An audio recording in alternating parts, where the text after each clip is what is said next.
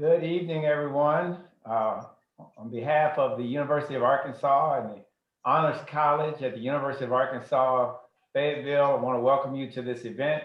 I know that it is an event that involves students from all over the state of Arkansas.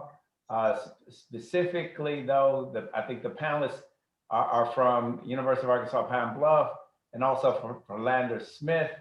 And we're excited to have this event and to have you be a part of it. Those of you who I can see from the video, you make me want to be in my teaching role. I'm the provost here at the University of Arkansas, and but I also teach courses that focus on race and American history. And I just see some faces that I think, man, it'd be great to have them in a classroom and challenge their thinking on what they think they know about race in American society. But hopefully at some point in some way, I'll get an opportunity to meet each and every one of you. We have a panel of students who have been involved in internships. The title of the program is Congressional Black Caucus Internship Panel. And so we have a moderator, Mr. Henry Brooks from UAPB. I don't know, Mr. Brooks, I don't know if I should describe you as being from UAPB because you also are a student at the University of Arkansas Fayetteville. So I'm not ready to assign you to UAPB. I think you kind of belong to the University of Arkansas as well as part of our campus. So you got multiple homes, I think now. We want to thank you for being a moderator of this event, and I look forward to listening and to you and the students and learning more about their internship experiences. So I'm going to get out of the way and let you take over, sir. Thank you, Dr. Robinson. I taught a class up there as a graduate student, and I've also taught classes at Philander Smith College. So I kind of have a connection to several institutions around the state. My name is Henry Brooks. I'm the political science coordinator at the University of Arkansas at Pine Bluff, an advisor. And for some reason, I was chosen to moderate this program. Now, I believe the reason is because we love this Congressional Black Caucus Foundation internship program. Just for a little bit of history, traditional internship programs were very expensive.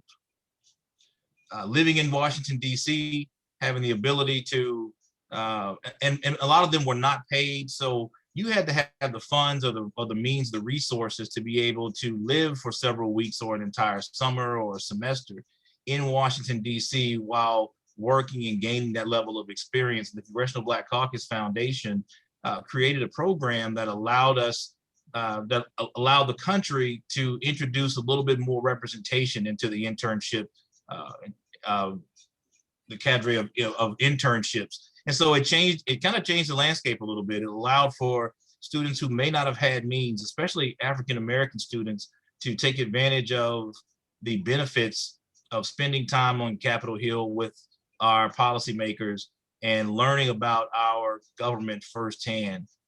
So about 4 years ago, three and a half, 4 years, it may have been 4 years ago. Wow.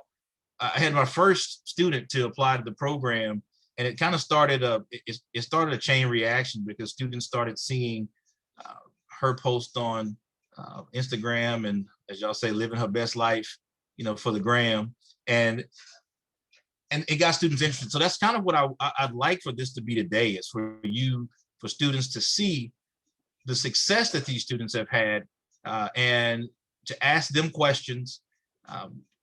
Don't ask me too many questions because I don't have any firsthand experience, but all these students who have participated in the program and had benefit from participating will be able to answer your questions. I'm just going to facilitate today. What I want to do now is ask our primary speakers to introduce themselves. We've got Claudette Spencer graduate of Philander Smith College.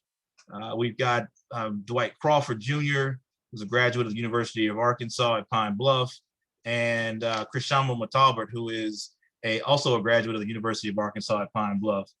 We also have additional panelists that are going to participate. Sakaya Hearns, who's a senior at the University of Arkansas at Pine Bluff, Leon Jones III, who is a junior in Pine Bluff, Elijah Conley. Elijah, I'm sorry, I don't know your senior. Did I get that right? Thanks. Yes, sir. Elijah Conley, who's a senior at the University of Arkansas at Fayetteville. Daniel Webster, is Daniel here? Is Daniel on? And Jamari Rose? Is Jamari on? Okay, well, and I also had one of my other students who completed the program. Is she on? Ayana, there she is. Ayana Houston Hay, who also completed the program, to add some. These are additional panelists who are going to share some very different experiences. We have students who completed the program normally as planned. We have some whose internship was interrupted. And then we have some who have completed the program completely virtual. And so right now, I'm going to ask, I guess, Ms. Spencer. Ms. Spencer, you want to introduce yourself? And I want you to introduce yourself and tell when you completed the internship and who you interned with. And then we'll, after we circle around, then we'll go back to getting some questions in about your experience. Hello, everyone. My name is Claudette Spencer. I am a recent graduate of the illustrious Philander Smith College. I was initiated into the Gamma Alpha chapter of Alpha Kappa Alpha Sorority Incorporated, fall 2017, and I had the privilege of interning with then Senator Kamala Harris in the spring of 2018. I actually did not receive a Congressional Black Caucus internship, unfortunately, but my school was able to cover all of the things that the Congressional Black Caucus would have done for me had I had a Congressional Black Caucus internship. So in that way, kind of just like the Congressional Black Caucus, my school was able to nurture and afford me an opportunity otherwise I would never have had. And so I'm very thankful to this day for that opportunity. And I guess that's all about me.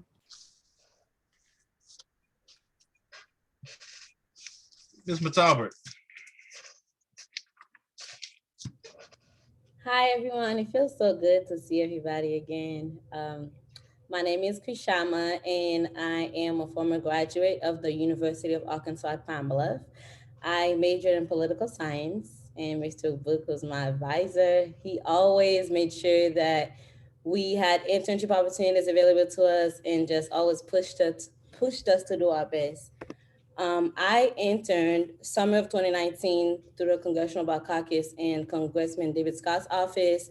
And after that, in the fall of 2019, I also interned with the Congressional Black Caucus itself under the leadership of Congresswoman Karen Bass. And I'm just happy to be here and to answer any questions that you all may have. Mr. Crawford. Yes, sir. Hey, everybody. My name is Dwight Crawford. I was a December 2019 graduate at the University of Arkansas at Pine Bluff, majoring in political science. Mr. Brooks was also my advisor. I interned under Congressman Stephen Horsford out of Nevada's 4th District in the spring of 2019 from January to May. And right now I am on the issues development staff for the Speaker of the House of the Illinois House of Representatives here in Springfield, Illinois. So, I'm just excited for the opportunity to share my experience, and hopefully you guys get some valuable information from us.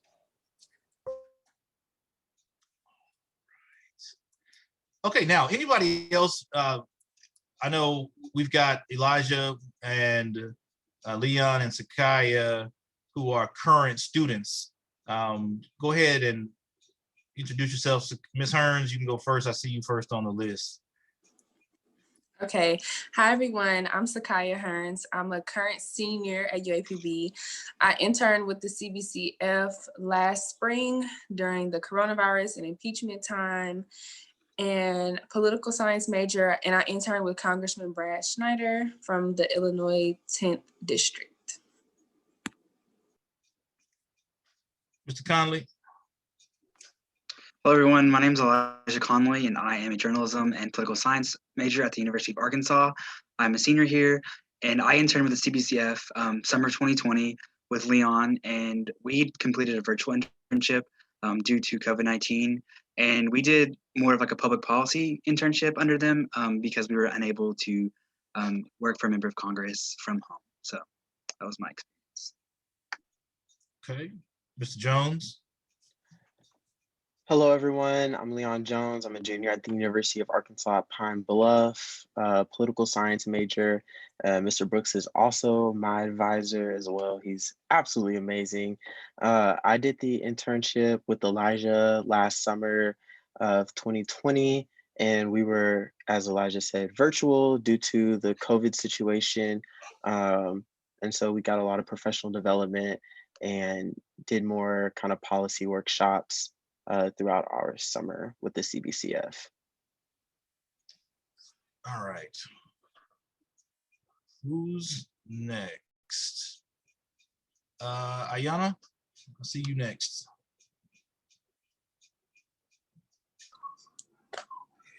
Hello, I am Ayana Houston Hay. I am a fall 2020 graduate of the University of Arkansas at Pine Bluff. I was a political science major, and I did a fall 20 congressional internship with Representative Al Lawson of the 5th Congressional District in Florida. I did it with Shama as well. She was working over me, so that was great. And with it being virtual, we did everything via Zoom, and we were issued laptops as well as phones so that we can communicate with the team as well as the constituents. So yeah, that was my experience. Is Jamari on? Rose? Or Daniel? I don't think they are here tonight. Okay. Okay. So let's get to some meat. All right. So when my first student completed the internship or was conducting or going through the internship, one of the most exciting things initially was being in DC, which I know some of you, like I said, that's why we're going to talk about it this way, because we don't know what the future holds in terms of our ability to travel or how soon we'll be able to make those trips. But what would you say, and this, I'm going to pose this first to our three panelists, what would you say was well, let's start with the application process. Let's go with that. How was the application process? How was it difficult? Was it long? And what recommendations would you make now in the application process for students interested in conducting or doing the internship? Shama? I thought you was gonna call on Cookie first. Nope, But, you first. The application, I wouldn't say the application is as rigorous as it seems. Actually, Cookie helped me with the application. Cookie did it was in the cohort before me. And I was supposed to. Cookie is Dwight, y'all. So. Oh, sorry, Dwight Crawford. I was supposed to do the College to Congress internship. And so what happened was I missed my interview, and Mr. Brooks encouraged me to apply through the Congressional Black Caucus and Foundation. And I saw Cookie was having his best life in DC, and I wanted to have my best life too. So with the application process, I believe it was 2 questions that they asked. One was about your experience, and the other was about the issues that you were passionate about that you would like to work on. So with that being said, applying for the Congressional Black Caucus Foundation, if you know the areas that you would like to focus on and what impact you would like to make and align with your experiences that you've had and the work that you've done in the community, that can really help strengthen your application. Also, make sure your resume is well put together. Make sure you use language as that reflects your experiences and what you bring to the table. all of those are great things to just make you stand out as a candidate. So my recommendation would be start early on the application, allow someone that have experienced it before or that went through the process to review your application, and just put your best foot forward. Dwight? So my story with the application process is a little bit different. I was in our career development office at the school. That's basically where all the students go to see, what type of internship opportunities we have. So my mom, she's actually on the Zoom. She was on my back so much about getting an internship while I was, in undergrad. So she kept bringing up the CBCF internship. I didn't know too much about it. So I went to my career development advisor, and we looked into it. And the day that we looked online was actually the deadline day. So from about lunchtime to 6 o'clock that night, I wrote 2 or 3 papers, had to get 4 letters of recommendation. It was a real hassle. So mine was a little bit more hectic. Thank God, after doing all of that work in 4 hours, I was able to get the internship. But I would honestly say, now that you guys are aware of what this internship is, to actually look into it a lot sooner. And then I would say on the application process, be very organic. A lot of people are caught up in making themselves, are presenting themselves in such a pristine way. But I think that the CBCF is really looking for people who organically want to lead, or who have like a sense of purpose in what they're trying to do if they're in the position to do it. So I would just say, put your best foot forward, as Shama said, but actually look into what type of person you are, answer those questions as far as, what issues do you want to work on, or what type of agencies do you want to work with, so that when you apply your application, they can feel exactly where you are coming from, and you're not just another statistic or another piece of paper that they get in their email bin of the hundreds of applicants that come through the internship program. Just as an aside, I remember getting that phone call at 8 o'clock that night saying, I know this is a lot to ask, and I understand if you say no, but I need a letter and it's due in an hour and a half, 2 hours. And then he got the internship, so that was great. Claudette, talk about, I know you didn't go through the CBCF. What process did you use to get an internship? And did you go through an agency? Was it through a program, or did you reach out to the senator's office? It was probably the most random thing to ever happen in my entire life. And this is how I knew it was meant for me. One day I was lobbying in DC with this organization, Results. I had a fellowship with them. They are anti-poverty, so they do a lot of lobbying regarding like SNAP, food stamps, and all of those things that are necessities for low-income communities. And so I was there lobbying, and I was telling my friend, I'm like, we have to go by Senator Harris's office. Like, how you're just like a fangirl, you're super excited. So we went in the office, and I'm like, tell the senator if she needs an envelope stuff to call me. So I leave my number, and probably like 3 hours later, someone calls me and they're like, the senator needs an envelope stuff. So you need to apply for this internship. And so I'm like, what? Forgot about it for probably, I want to say like 4 months. And then one day I was on Google, and it was like an ad for the internship. And I was like, well, I apply now. And so I ended up applying, and the internship process for applying directly to someone's office is a little different. It's similar things. So of course you need a resume and things like that, but you also need like a cover letter. And so I think that the biggest advice that I would give during the application process is to make sure that you're someone who stands out, because there are going to be so many people all across the country from all kinds of illustrious, great HBCUs applying, and they all have similar stories to each one of you, but you have to do something that stands out. And that's the reason why I started my cover letter with a Beyonce quote. I said, I can do anything and I'm nice, Beyonce. And that was the way I introduced myself to them. So, I mean, that introduction really, really matters. That first impression is a lasting impression. And That's all I really have to say. Thank you, Ms. Spencer. Ms. Hearns, you want to talk about your application process? Sure. So first, I'm going to start by saying that I'm a planner. Like I plan years out. So when I first got to UAPB as a freshman, Asia Richardson had done the internship. So I was like, okay, I know I want to do this.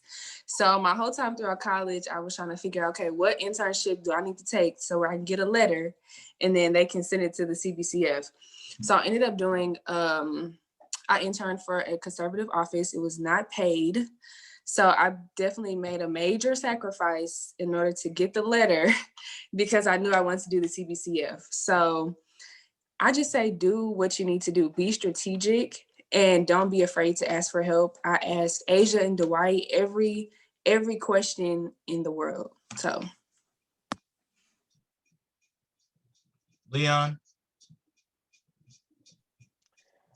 Hey everyone. So I think for me, advice for me, understand that CBCF is kind of a means to an end, not the end all be all. When you apply, obviously the goal is to get the internship, but at the end of the day, it is an internship and you have somewhere else to get to. This is a stop on the way. And so in your application process, whenever you're writing your essays, make sure that you emphasize what your end goals are with the internship and how you plan on using the internship for you to reach your goals, whether those be 5, 10, or lifetime goals. I felt like that's really what they're looking for because everyone in my cohort, at least, like we're all like, okay, like here's what we eventually want to do. And I think that everybody understood that like this is just a way to gain knowledge on the way. So that way we'll be better candidates for jobs that we want to apply for or have better, more specific knowledge for any projects that we want to complete in the future. So in your application, emphasize, here's how I want to use the tools that you're going to give me to do good in the world and to be a good public servant in the future. So just have those things in mind whenever you're applying. Elijah? Yeah, so similar to what Leon said, and Sakaya, when I came to the University of Arkansas my freshman year, it's when I first learned about the internship program. And ever since then, everything I did on campus was working towards that goal of, applying for internship, but also kind of like what Leon said, using that as like the foundation for like a career in public service, because from an early age, that's what I wanted to do. And so I just knew, sorry, the light just went off, but I just knew that was a great way to be able to really get those like foundation to be able to serve and give back to my community. And so for my application, I just really focused on what I was passionate about and how that was going to lead me to a career in public service. And so I would just suggest, just really focus on what you're passionate about and tie in how the CCF can help you get to your end goal. Ayana?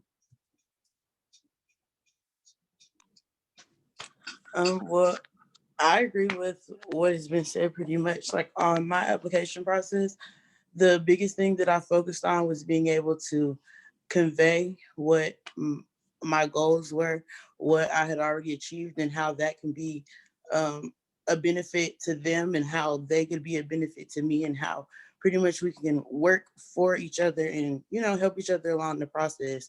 And I feel like during that process, I showed my skills and I was able to fine tune them, during the internship. So I would just say, keep that in mind. So a couple of things that I heard was, number one, start planning early. Look the internship up, find out what the dates are, find out what the deadlines are, and start putting together your packet early. Start gathering the information you need for your essays, start putting together, asking your professors or whomever for letters of recommendation, because, personally, I keep a data file of all the letters of recommendation I write so that I don't have to rewrite from scratch each one. I can just build on them each time a student needs a letter. But not all faculty. Some faculty write a new letter each time from scratch and they need time to craft that letter. Letters of recommendation are not easy to write, especially if they're genuine. And so give those faculty members or staff members or whomever's writing your letter time to write. Also, I heard be organic, be genuine. In case you all haven't known or learned, faculty or professors or people who read a lot of writing can tell when you are blowing smoke. You know, it sounds smoky. And being genuine and organic, you tend to write differently when you truly believe something. You tend to use different adjectives. You tend to speak in a different voice when it's truly what you believe. And people can tell that, especially people who read a lot of essays. If they read a lot of essays and they start off with, you know, as a child, I always loved, and you're like, okay, never mind, you know, scratch that off. I don't even want to read the rest of this. But if you start, as Ms. Spencer said, start it off with something catchy. Now, I mean, don't be vulgar, you know, don't be ridiculous, but catch their eye early and let them know that this is something I believe in. This is something I love. This is a cause I want to champion.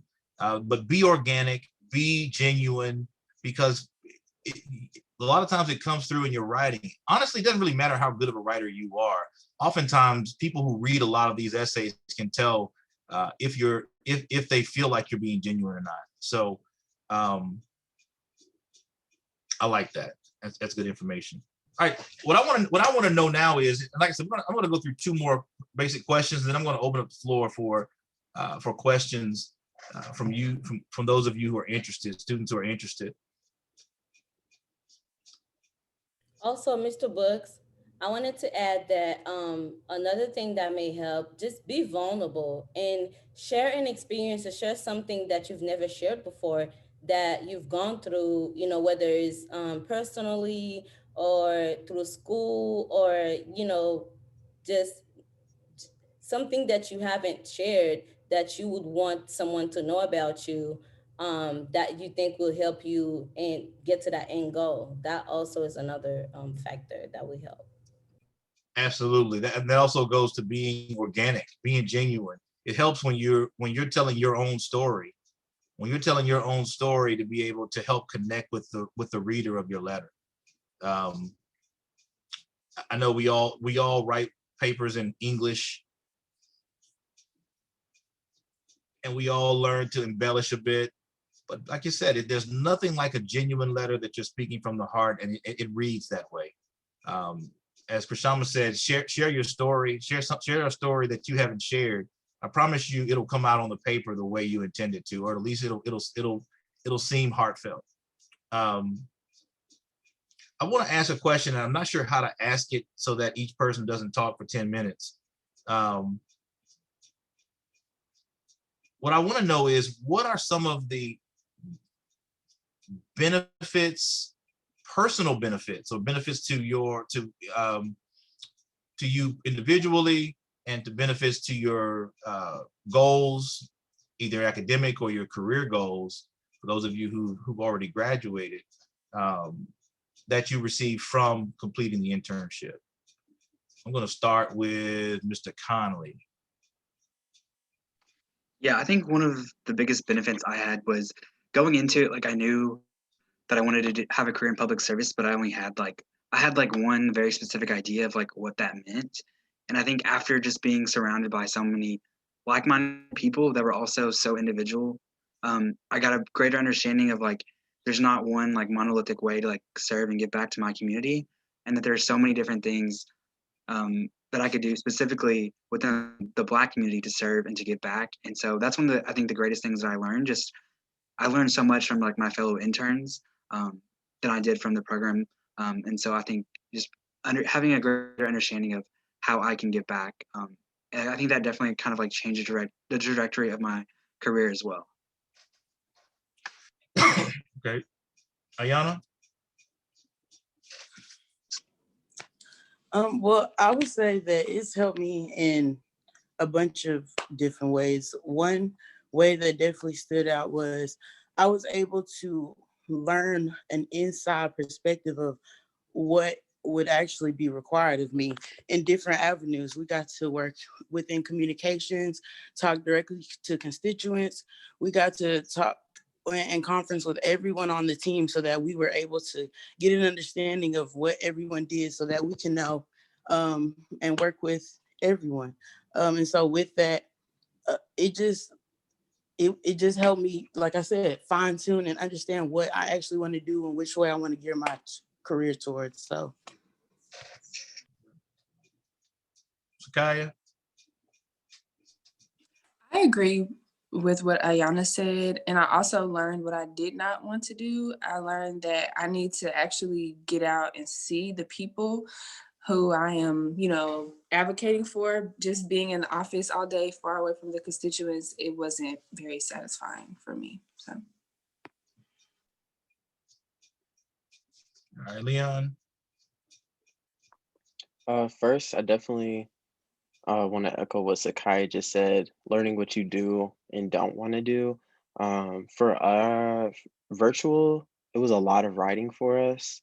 I think it's a good skill to have, and it's one of those things like, okay, if I need to do this, I know I can, but it's like, okay, if this is going to be what I'm doing all day, every day in an office on Capitol Hill, I don't know that this is something that I personally am going to want to do. But one thing that I really liked is that they showed us, we had the opportunity to talk to a lot of different people from different areas within public service. And so I got a broader view of like, okay, what does it mean to be a public servant and how I can serve my community, the people around me in different ways. And then also, I think personally for me, CBCF, a lot of people are gonna maybe think this is kind of shallow, but I don't think it is personally, because to me, the internship is a lot and it is kind of prestigious, but on resumes, it looks really good. And to me, it's always been a good talking point, especially if you're applying to other programs within public service. It's always a good conversation starter. People are like, oh, you did CBCF, like, what was that like? And you get to talking to them about that. And then you also hear their experiences within public service. So it's been a really good way to connect with people. And it's a way for me to kind of be like, okay, um, I have skills. I can kind of prove myself in a sense, uh, that okay, I can make it in different spaces. And so I think that that was really what it did for me as well, kind of build confidence there that, I have more skills within me that I maybe didn't know that they were there. And especially being virtual, that pulled those out of me.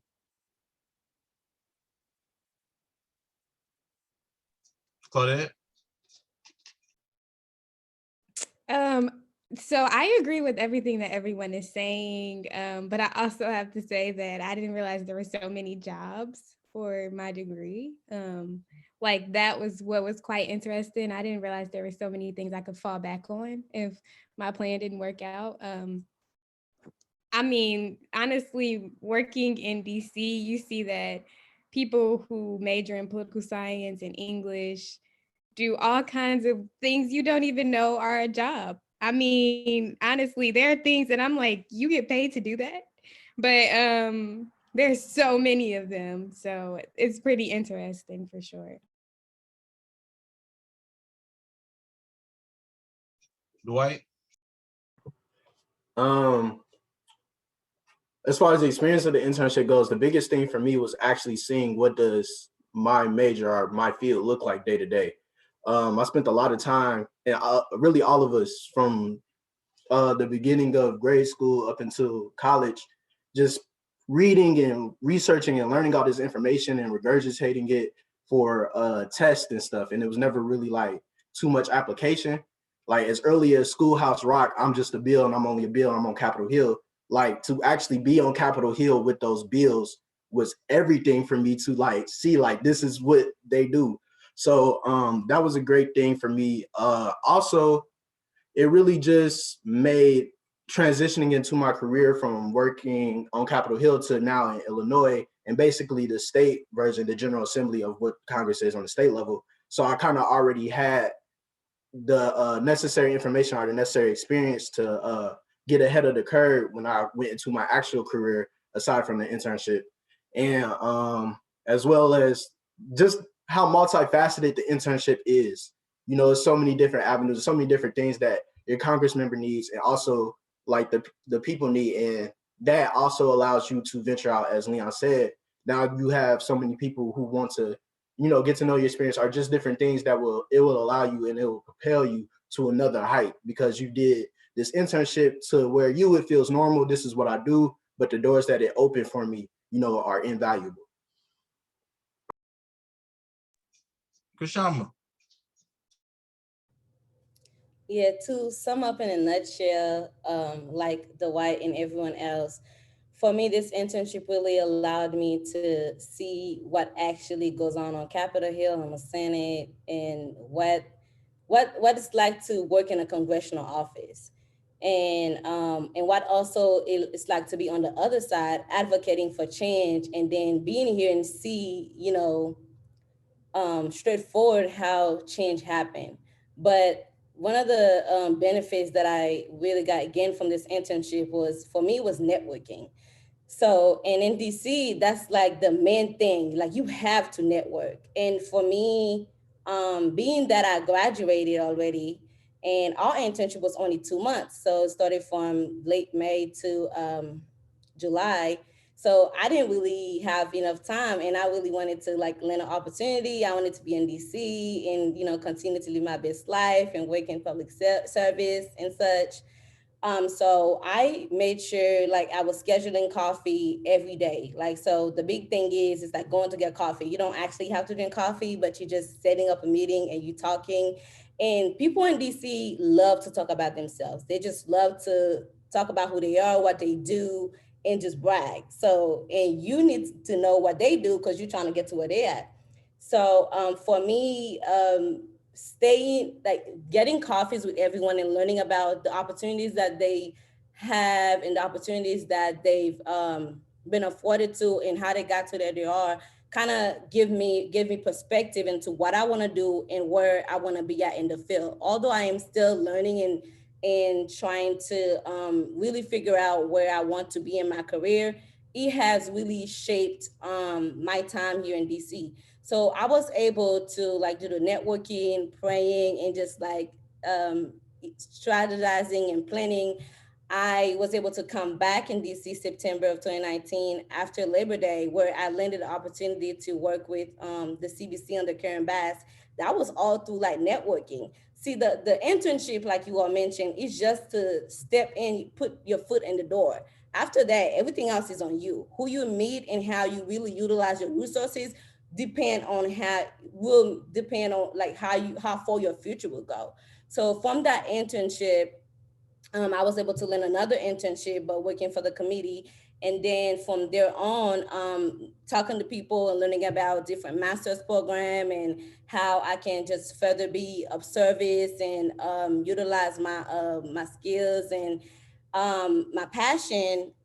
Then I started, you know, I got accepted to American University, doing my master's in justice law and criminology with the emphasis in public policy and justice, and still staying connected. Like I did not land a position right away, but then I still stayed connected. I still kept getting coffees with individuals. And then last year, August of 2020, is when I started working as a staff assistant and press assistant in the Congressman Al Lawson office. So in a nutshell, this internship doesn't only allow you to have a conversation starter, it makes you be more marketable out there. And also, it's not that many of us, I would say, in this field. It is, but it isn't. Like once you really meet everybody and you really network and you stay connected to the people that you're meeting, you realize like it's really a small world. And so having that connection and knowing that you have people like yourself that's trying to attain that common goal really help uplift you and really help empower you, because like Leon said, when you're surrounded with individuals that are like-minded, that are ambitious, it will really push you to do better. So you have no choice but to be successful, because everyone around you is always putting out information, is always applying to other opportunities. And so you just like, okay, I gotta get it going. So getting this opportunity will really open up the door and really open up your eyes to see the many opportunities, the many things that you can do with political science and just within public service in general. So definitely apply and definitely just be open-minded when you are applying, and when you do get this internship, just allow yourself to be free and to shape your own unique experiences, not just based it on CBCF itself, but also with your experiences with your cohort and the people that you are meeting. Build on those genuine relationships and make sure you are genuine, because people can see through the bullshit.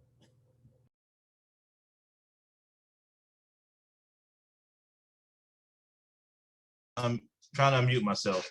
So one of the things Claudette said, really, I wrote it down because from the time my students are freshmen, they don't listen, but I always tell them, get on usajobs.gov and just look.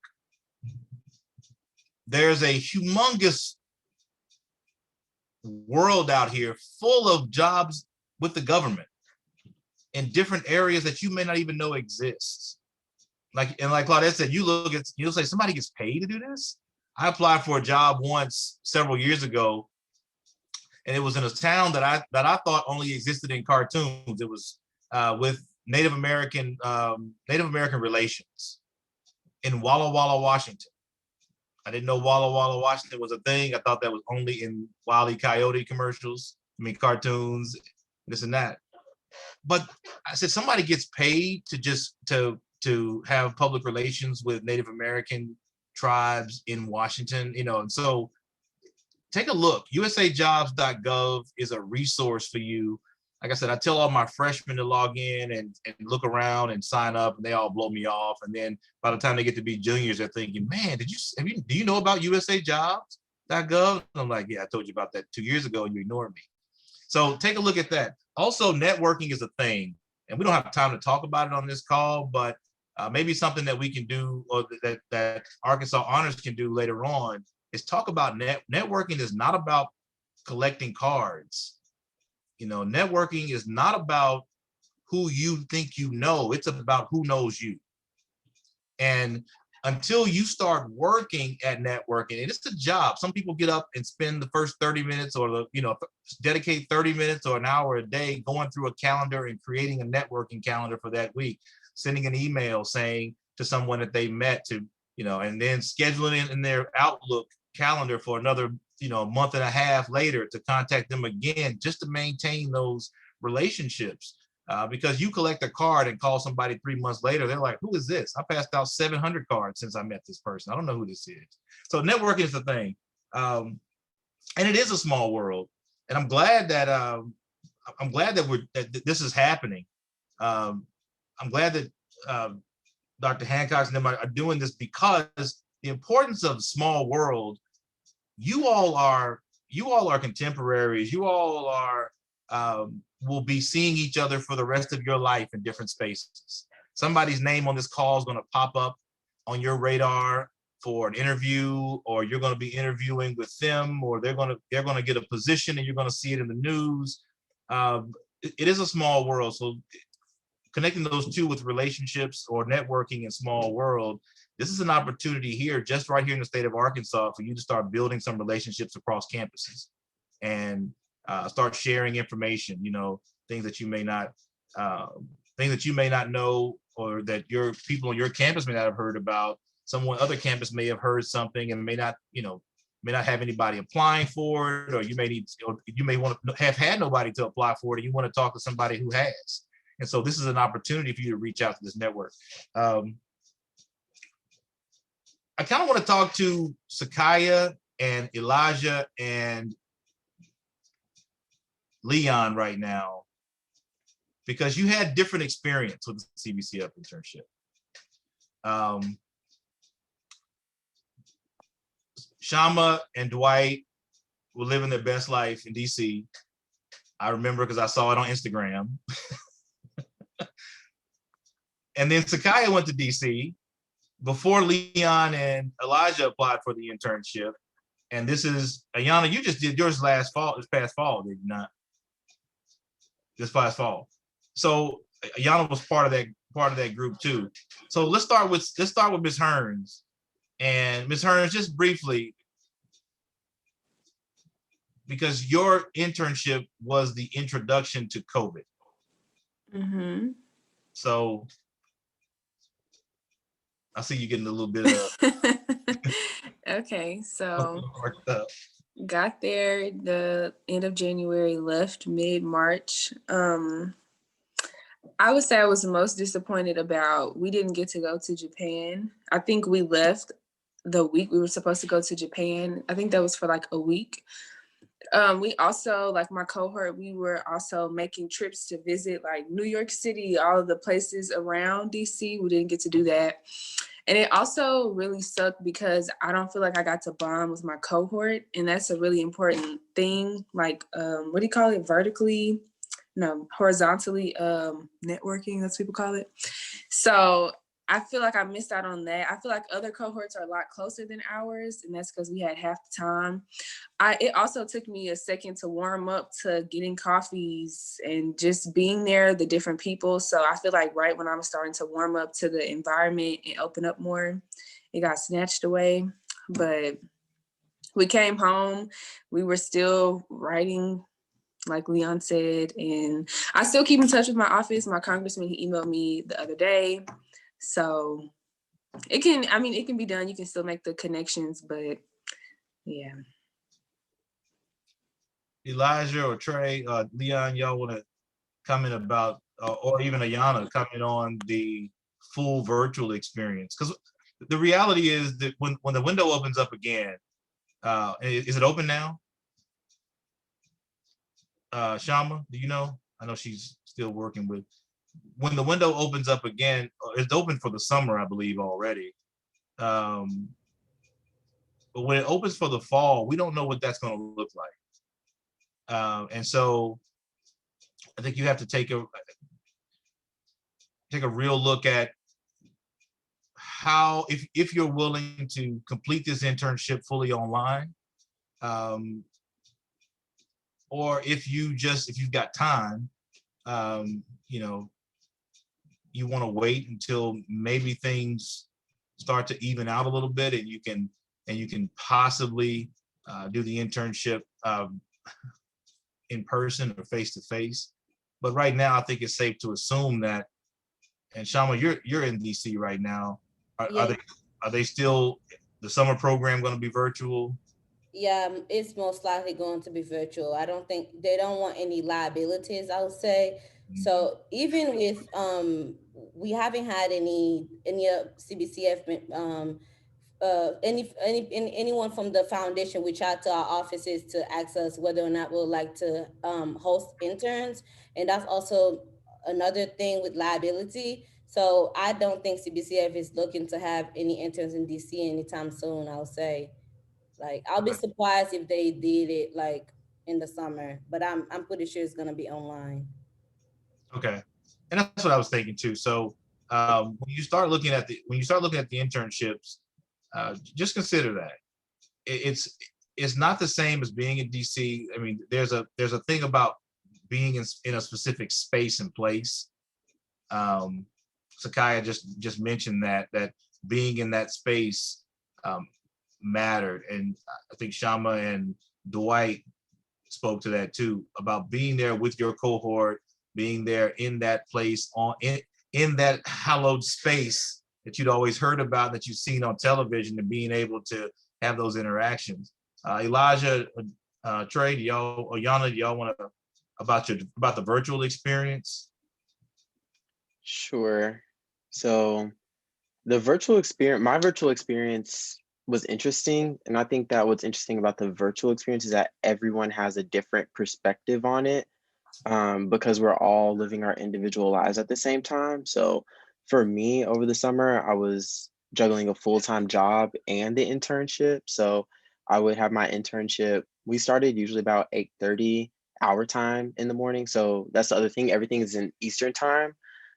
So you're trying to juggle 3 time zones, and that was an issue sometimes because we would do group projects and you would have people from California, Arkansas, and like Connecticut. So it's like you're trying to juggle 3 different time zones. So yeah, get used to making sure that you just plan everything in Eastern time. So yeah, but I would have my internship from like 8:30 to about 1:32 in the afternoon, and then go to work from like 3 to like 11. So, and then get up and do the all again the next morning. And there were other people who were doing the same thing. So think about that as well. If you're doing the virtual and you work, that might be something that you want to go through in your head first before you commit to it, because it is a big responsibility to get all your work done for that, and make sure you're not slacking in any areas. I think too, for us, the networking was interesting because we had to bond more creatively. So we weren't in person to get to know each other. We got to know each other by getting on early and talking to one another before we actually started our days. Group chats were big to get to know each other. We, our cohort director, she tried to do some things for us where we would get like DJs and whatever, and kind of have like a happy hour at the end of the day. There were some days that we took on Fridays, and it was just get to know each other. So we would have that time to kind of bond. But it's a lot harder to bond virtually than it is in person. So that's something that you would want to think about. Uh, Everyone also talks about networking and getting coffees with people. That's a lot harder to do virtually. And people leave their contact information for us so we can, get to know them, or we can send them an email or whatever. But it's really hard to keep up with people when they just give you an email and say, "Oh, you can just email me." And that person, they have a life to live on top of their job. So you may email them, and this did happen, like you'll email them and you just might not hear back from them. Or if you do hear back from them, it's really just kind of a generic, you got it, and looking forward to see what you do in the future type of encouragement email. So yeah, that can be kind of hard. Virtual is also just a lot of work in general. Every week we had assignments that we had to do. It was almost summer school. So yeah, we were doing writing assignments, and then you had to kind of schedule time with our intern coordinators to then go over those assignments. And then we had to turn those assignments in order to get our stipend. So that's how they made sure that everybody was doing their work, which was quite interesting. But yeah, so virtual, it's a lot. And then you also have to think about virtual from the viewpoint of how other people view it. So it's very good to have CBCF on your resume, but you also have to understand that sometimes people hear the word virtual and they're like, "Oh, so you weren't actually doing it in person." So you might want to think about that as well if you're going to be applying for the internship. It's still a really good internship to have. You gain a lot from it, but you might find yourself explaining yourself a lot, saying, "Oh, I was virtual," and for us, we weren't in member offices. So I can't say, "Oh, I worked with Senator Harris or Congresswoman Bass or anything." So think about those things as well whenever you're applying for CBCF virtually. Again, it's a good program to be in. I gained a lot, and don't get me wrong, I made some really good friends that we're still talk almost every day, honestly. But just think about those things before you apply. And if you're looking for a more in-person experience, or if you're a person that it's hard for you to focus on Zoom or keep up with work on Zoom, you might want to wait until it's in person again. Elijah? Yeah, I would echo a lot of what Leon said. I think it was still a great experience. Like I still got to meet a lot of great people, still got to connect with my cohort. But also just like whenever I started my application, the COVID-19 wasn't on my mind. That wasn't a thing yet where I'm at. And so just had to be really flexible. And so I think even once the internship started, they had a lot of change ups trying to figure out like what they were going to do with us and how they were going to make it work. And so we had to be very flexible, but it was still a great experience. And even though it was virtual, it's something that I would do again. I didn't get the same experience of being in a member office, but it still laid the foundation for a lot of the things that I think are going to be beneficial to my future.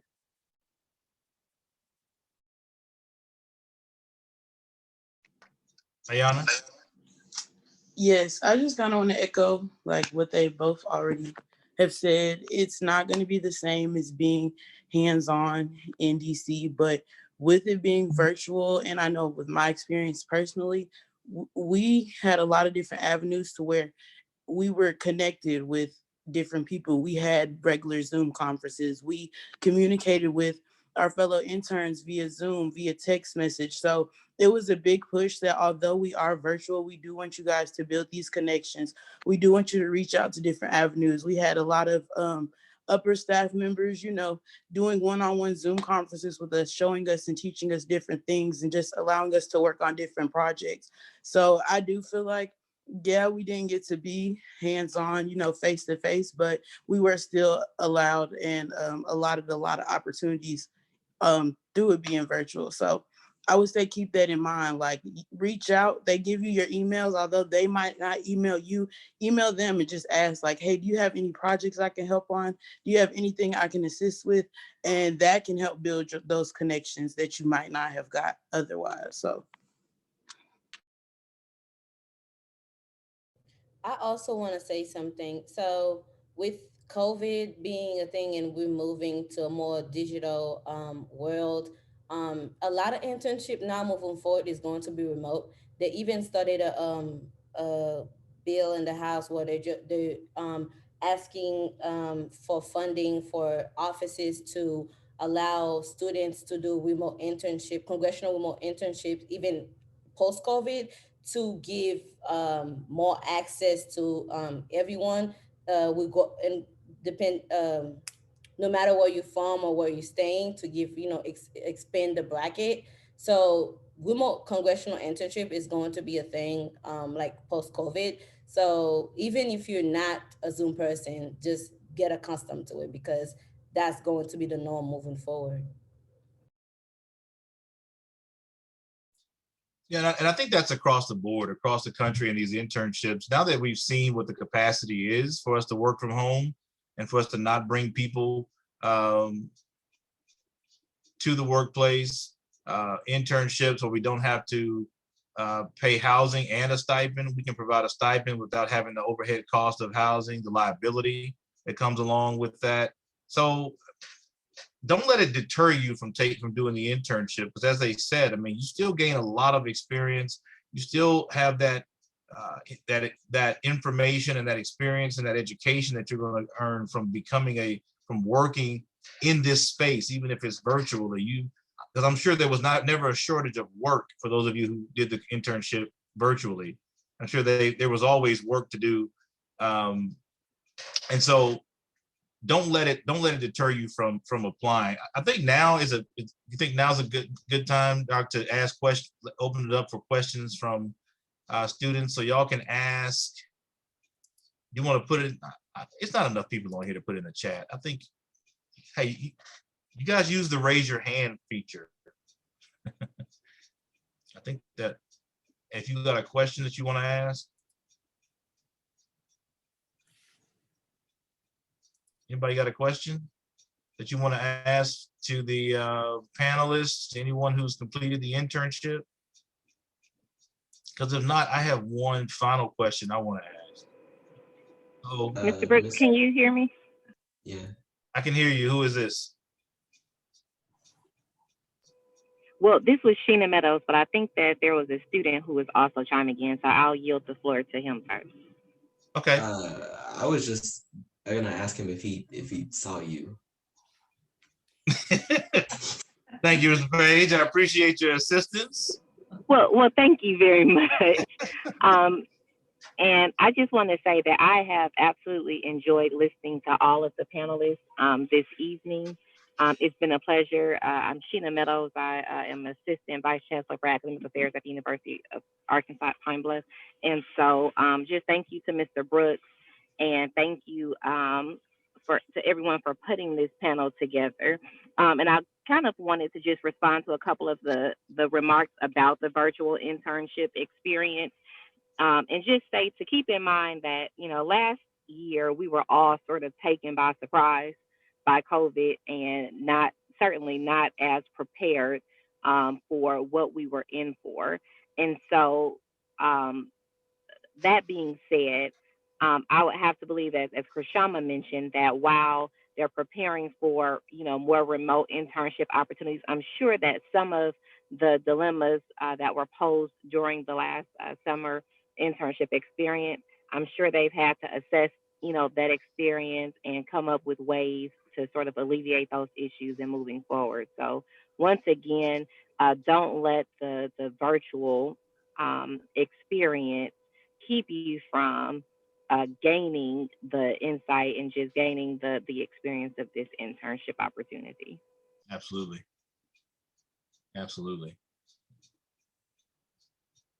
So if we have no other questions from the people attending, I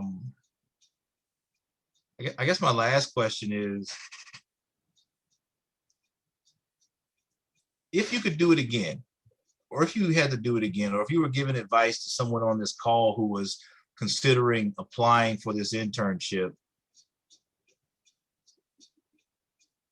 what's one thing you wish you would have known or wish you would have taken advantage of going into this that you didn't know or that you didn't take advantage of? Just real quick. Ms. Spencer, you're the first one on my. All right. So if I could do it all again, I would do it the same way, because I feel like life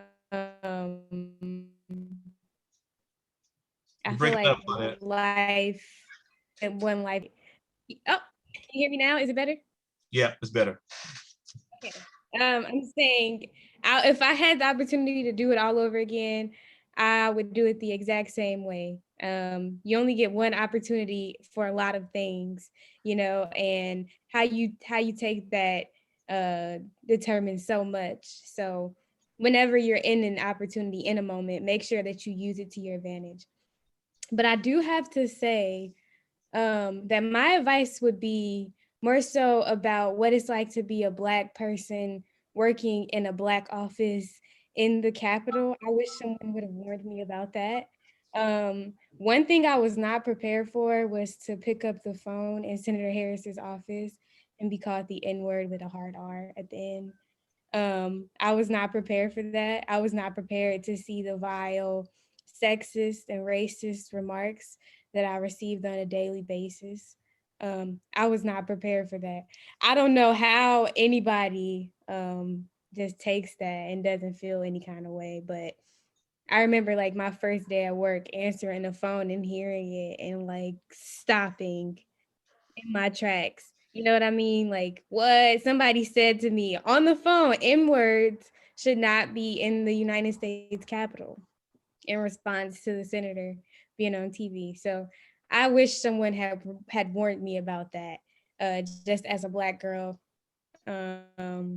And so I'm just sharing that because those experiences were extremely painful and extremely hard to deal with. But because I was at work, I had to remember to keep on my professional face and keep a professional attitude and not allow those racist remarks to deter me. And so, yeah. My advice would be, again, to just take every opportunity. And just to comment on what he was saying about his internship virtually, I want you to know that we all received a whole lot of assignments. I'm sure you guys probably received assignments when we were in person, but the difference between in person and online is perspective. So those assignments ultimately were helping to create policy, to create all of these things that we had no idea that they were doing. So just keep in mind that a lot of those things are happening behind the scenes and that you don't get to see them, but you're taking a part of something bigger than yourself when you have any type of congressional internship. So thank you guys for having me too, by the way. Thank you, Ms. Spencer. Krishama, you're next on my screen here. So if just something that you wish you would have known or wish you would have done differently, something you didn't do that you wish you would have done. Something I wish I should have known. Be confident in who you are, whether no matter where you come from. I feel like that's one thing that I struggled with being in DC for the first time. Navigating CBCF, also being on the Hill, you meet a lot of scholars from Ivy Leagues and just from all around the world. And you kind of just have to remind yourself that, they send the best of the best to DC, but if you been given the opportunity to be here, then you deserve it. So I sometimes felt like an imposter, of not knowing whether or not I deserve the opportunity, or if I'm working hard enough, or if if I can fit in, or if I can hold my end of the bargain. So that was something that I struggled with at first being there. But soon as you realize that, you're confident in yourself and that you deserve to be here just like everyone else, and no question is a stupid question, and that you ask and you just be yourself and you be genuine and just be true to who you are, people would recognize, people would notice. And I wouldn't say I regret anything, because I felt like I really gave it my all, and I really cherish my relationship with CBCF to this day. I met a lot of great individuals from different cohorts. I also, one of the things that I'm really proud of is being able to bring someone under me that also graduated from UAPB, which was Ayana. My first time ever having the opportunity to interview interns and just looking to for interns. I was just like, okay, I have to choose someone from UAPB. I just have to, give back to my alma mater. And so I was honored to have the opportunity to have been able to work with her and just kind of help her on the what it's like to have a congressional internship, and what it's like to work on the Hill. So my advice to anyone applying, or anyone thinking of doing CBCF in the future, is just make it your best and make it personal, and because you just never know who you may meet, and cherish those relationships. Like Mr. Brooks say, don't call someone 7 months later after you meet them. Also, always follow up. You may never know where that person is gonna end up, and how that person will be a reference to you going forward. So be genuine, be authentic, be yourself, know who you are, and don't let anyone tell you otherwise. Ms. Hearns. Okay, something that I wish I would have done, I wish I would have blocked out background noise. I had a lot of family stuff going on, so that really affected me, and I didn't do as much as I feel like I should have. So I wish I would have told my family, we can talk about this when I get home. So but overall, I don't regret anything else. I just should have been intentional about blocking stuff out. So. Okay. Hey, before we move on to Dwight, Renaya, Vincent, you want to ask a question? No, sir. I was just liking what she said. Oh, okay. Mr. Crawford, anything you wish you would have known, or things you wish you would have done? Well, kind of what Claudette said, the whole racist thing, being Black in that space, it's only about probably 10% of all of the congressional representatives, Senate, and the House that are Black. So you have a lot of people who don't agree with a lot of the initiatives that are put in place to, create more racial equality and equity, and not just white and Black, but just overall for people of color, but especially Black people.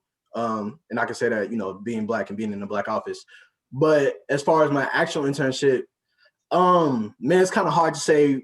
It's probably like little small things, but I was in such a flow and such emotion actually being in DC and being able to experience everything that the internship had to offer, especially like, being in this very professional setting and still being a college student and able to network outside of public service as a whole, like having friends and meeting so many people in the DMV area. So it's hard. It's probably like little small stuff like, oh, I wish I would have sent this email or caught this small little intricacy, but overall it was great. I just say my advice to anybody who is looking to get on the internship is please form a relationship with your cohort. Well, my cohort was about 20 people, and we have a group chat with 19 people in it. Like, we talk to each other every single day, and those people are also on similar trajectories, are also completely different ones than you. And because of that, I have different types of people that I can, relate to, who are in spaces doing great things. And we kind of scratch each other on the back, in certain areas, because as much as I accomplished, they also accomplished too, because we were, part of the same group that was in a brain trust, if you will. So I would just say, as much as we talk about the professional relationships, your cohort, they're going to be your best friends for the rest of your life if you allow it to happen. And understand that you're not entering this space alone because of them. You have 15 to 20 people who are in the same kind of predicament. And because of that, you have sort of a back or a shoulder to lean on. So that would be my only advice. Like, as much as you focus on how professional of an opportunity is, it's so professional, but it's other facets of the internship outside of just, representing the Congress member.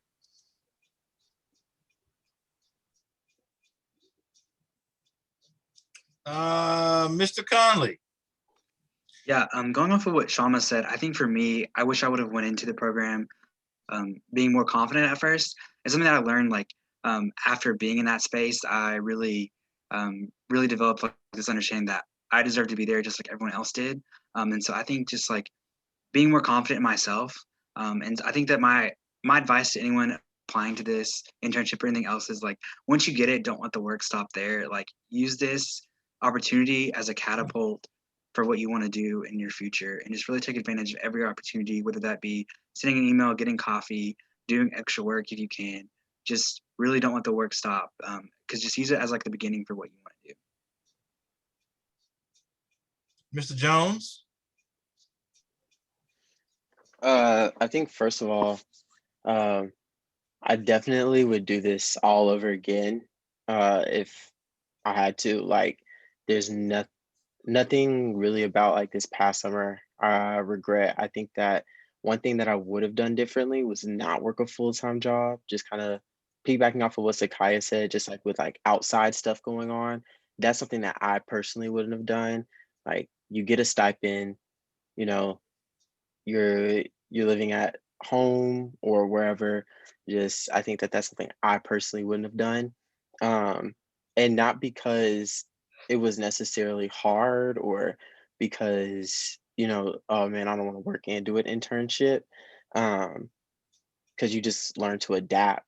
But I think that for me, it was one of those things like, you kind of miss out on, okay, there's, especially being virtual, we would have like other little sessions outside of our cohort that you kind of miss out on. And so it was stuff like that, oh man, like I wish I was there for that and I wasn't there for it. And so that I personally would not have worked a job outside of the internship. And then one thing though that I can't stress enough, piggybacking off of what Dwight said, is get to know your cohort. And just get to really make a close bond with those people. Our cohort was 54 people, so it's kind of hard to have a bond with every single person, but without a shadow of a doubt, every single person in my cohort knows each other. And like, if we called one another, or if we're in the group chat, like we're all on one page with each other. And in professional spaces, it's like, okay, we always send things in our group chat, like here are internships that you should apply for, or hey, I'm doing this project that I'd love to get some help on from one of y'all. So definitely lean in on your cohort, get to know them. And throughout the length of your time doing the internship, you're going to do projects and whatnot. Uh, Keep up with those projects. I did that, and after the cohort, it was like I ended up getting another internship, and that was through showing some of my work that I did. So keep up with everything that you do, and that's just a life lesson in general. But all of that stuff, like Claudette said, you're not just doing busy work, like you're doing stuff that's gonna impact and make change. So keep up with all of it, because you're gonna have something to show and say like, here's what I did. And it's just kind of cool to be like, oh, here's some of the projects that I worked on that, I can look at and tangibly say like, oh, I had a hand in that as well. So just think about those things whenever you're doing the internship. And for anyone that applies, I wish y'all best of luck in applying. Start on that application early. I waited, I think it was 2 or 3 weeks before it was due to do it.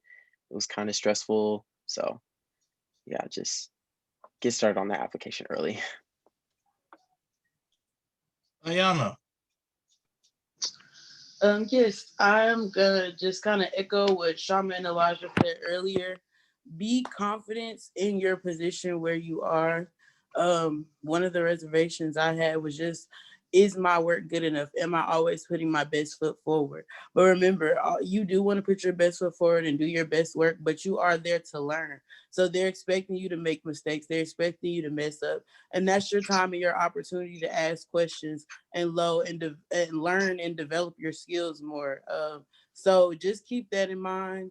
Also, with the virtual experience, when you do make those mistakes and like I said, have those conferences and meetings, it opens you up to more opportunities because they're seeing that you're willing to learn and that you're wanting to do it correctly. Eventually you're going to turn in a great project and they're going to see that you have the skills and use you in other places. So it all works together.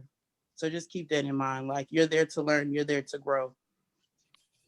Can I say one last thing? Sure. Can I say one? I just wanted to add on to what Cooks was saying, because although I wasn't a part of a cohort, and I was just in the senator's office, I was really like seeking like some people who kind of understood what I was going through, like the Black experience, like being stared at, like the uncomfortable looks, especially on the Senate side. Like it was crazy how racist people were and how uncomfortable I would be. But I was really seeking like people who would comfort me and make me feel at home and give me kind of that HBCU familial thing. And I actually really received that from Cook's cohort, and I wasn't even a part of theirs. And so I really have to say that I appreciated that. But also, Senator Kamala Harris actually interned in the office where she was a senator. So I'm saying years and years before that, when she was a student at Howard University, the same office where she was the head, she had been an intern in that office. So I'm saying this to say to each one of y'all who are seeking to apply or who have applied or who have already had these internships, that you can go from just being that intern to being the vice president of the United States of America. So that is how crazy a congressional internship can alter your life and all of your choices. So just keep that in mind. Like the smallest things, the smallest choices and decisions make the biggest difference. For those of you who were probably wondering, Cooks is Cookie, which is Dwight. Yeah, man.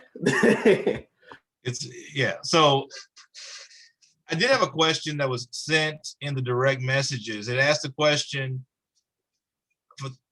I think this may be directed at Claudette, but also anybody else who had that experience.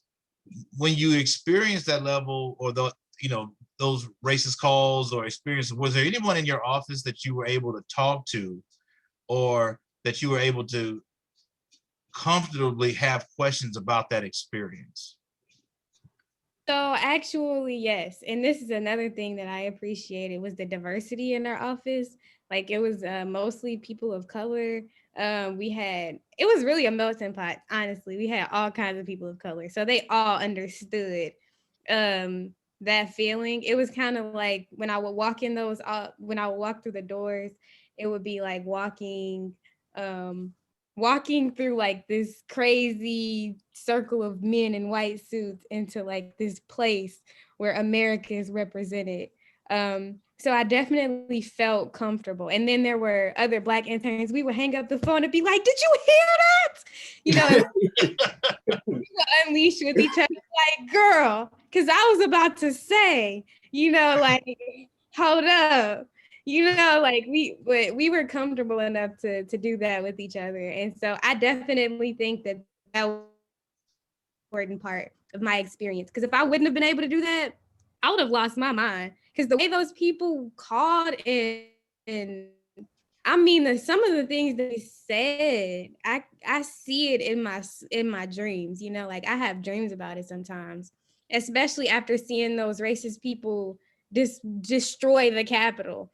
How did they even get in there? I don't know, because they asked me 5 times to see my ID whenever I went relatively close to the Senate floor. They were like, "Let me see your badge. Let me see your badge." They had to inspect it close. I mean, it was just insane to watch that. But yeah, those calls were something. Well, Yeah. Go ahead, Dwight. I was gonna say, being somebody who also experienced that, my office was pretty much was probably one of the more, I don't want to just say like Black offices, but we had a lot of African Americans in my office as far as the ratio. But there's this thing to where like when a constituent calls, be it from your district or just any like American, because the numbers are public information. It's not hard to get in contact with the office. They kind of coach you through it. What I mean? Like eventually, enough is enough. You can hang up the phone. You don't have to sit there and be called everything under the sun for 20 minutes. But I will say that it was surprising just to know that at the time 2019, like this was a thing. Like this, they try to make it seem like we're past that as a nation, and we're not as far as you would think. So I think that, like Claudette was saying, that being able to look at somebody day to day in the same space that I am. I wasn't necessarily an anomaly when I was in my office, sure, compared to the whole Congress and all the interns, but I was walking in and saying, "Hey, what's up?" to people who were in similar situations and had a similar culture to me, especially my congressman being a Black man. Is just, for a lot of people who are on the call, we don't have a lot of people, especially when you look in the textbooks, out of 17, 20 chapters of a textbook, you probably see 3 Black people, and that's in times that by 12 years of school. So to see like that person in real life was everything on top of, and dealing with being a sort of a barrier breaker in this space. I can tell y'all the first experience, my first student, I don't think she would mind me saying this. Asia Richardson is one of my first students to complete the program, and she's at law school at Howard right now. She's second year, I believe, second year of law school at Howard. And I remember her calling me completely worked up, saying she wants to come home because she had a similar experience to Claudette. And as much as people say, people are mean and you're going to hear that, and she literally said, "I want to come home." And her thing was not even just the call, it was also some of the other interns. She said, and it's not that, she said, "I don't think anybody here is being mean or anybody here is being intentional." Not here, the phone calls were, but she said, "I think there were just a lot of people here who are racist and don't know it." I mean, the things they talk about, the way they talk to me, the microaggressions and these things. And I had to explain to her, you're in that space. You grew up in a mostly black town. You went to a mostly black high school. You went to a HBCU after that. And now you're in a space where you're experiencing something new. And what you have to do is navigate and learn to negotiate that space in the confidence that you earned or learned being in spaces that made you comfortable. You understand, you're confident that you're worthy. You're confident that you're able. You're confident that you're intelligent enough. You're confident in your abilities. So you take that and you walk into that space as Al said, I'm as worthy to be here. I'm as deserving to be here as anybody else.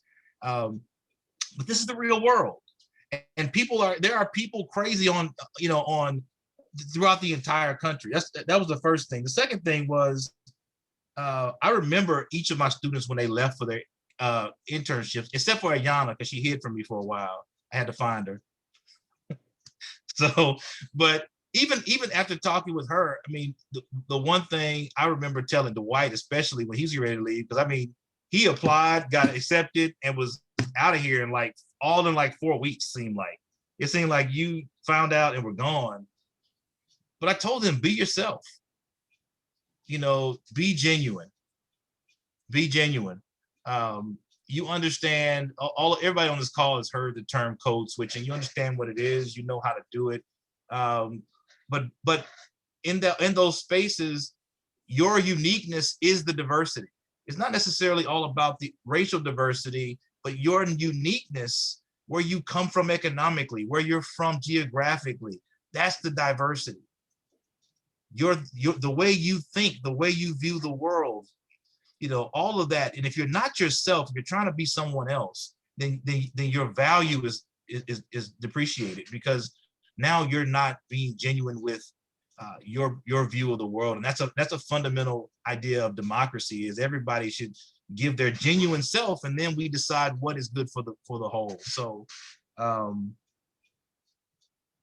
not gonna preach. It's 6:30. Do we have any more questions, comments, complaints, criticisms? Just glad to be here. I'm glad I put on a jacket. I still have on shorts, but my Zoom uniform, I decided to put on a shirt for you guys. I enjoyed this. I really did. Dr. Hancock, you want to say something? I mean, I enjoyed this. Ms. Robinson, Dr. Robinson is still here. Anybody have any comments?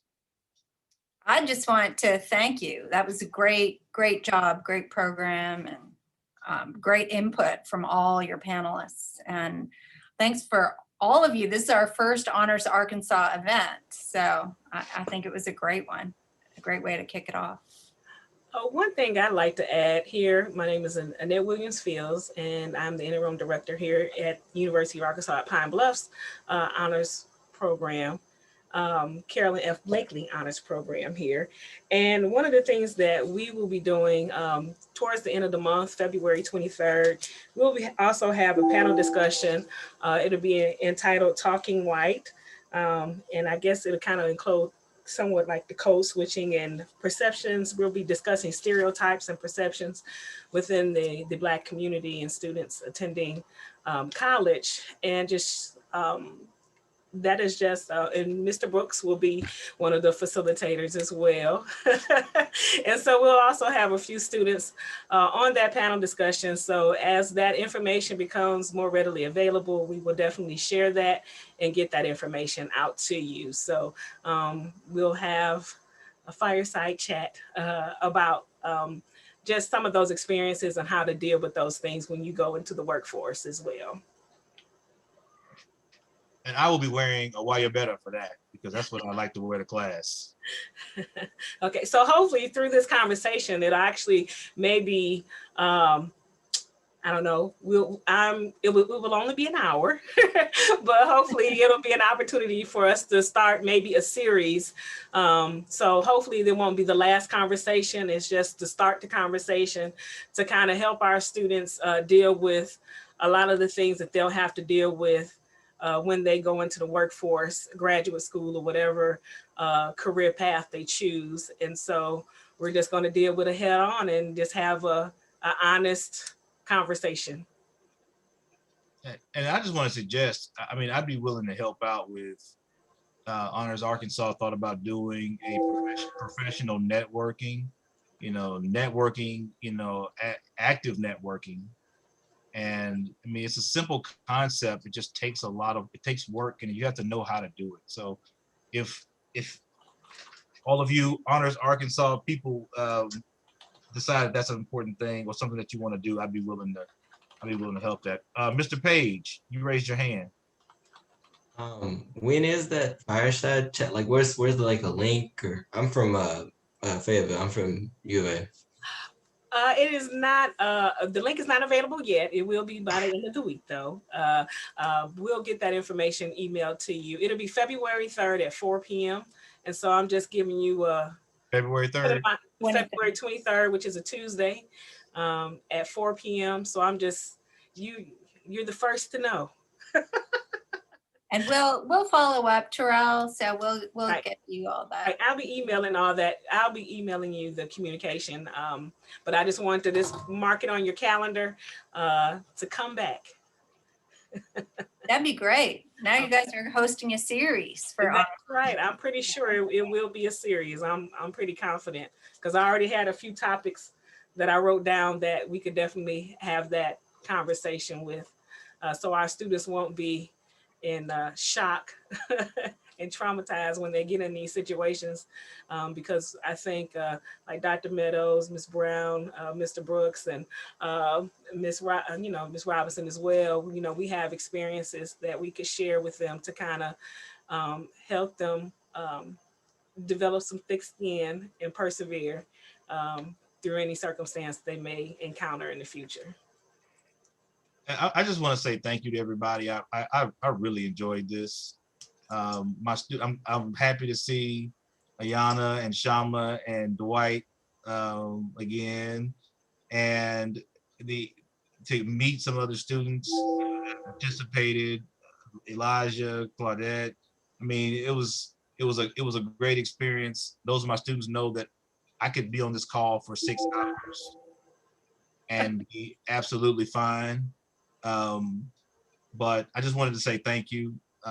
Thank you, Dr. Hancock. I appreciate you asking me, Ms. Robinson, Ms. Fields, for bringing me on in this capacity, and call on me again if you like. I don't sleep, so You'll never get rid of us now. But I'm done. I'm done talking. Dr. Meadows is laughing at me too, I'm sure, because she knows I will talk until somebody hangs up. So yes, you will, for sure. Then we better say goodbye. All right, you all. Nice to meet you all. Won't be the last time. You all have a great evening. Thanks, everybody. Thank you. Thank you all. Everybody, thank you. Bye, everyone. Good luck. Bye. Bye-bye.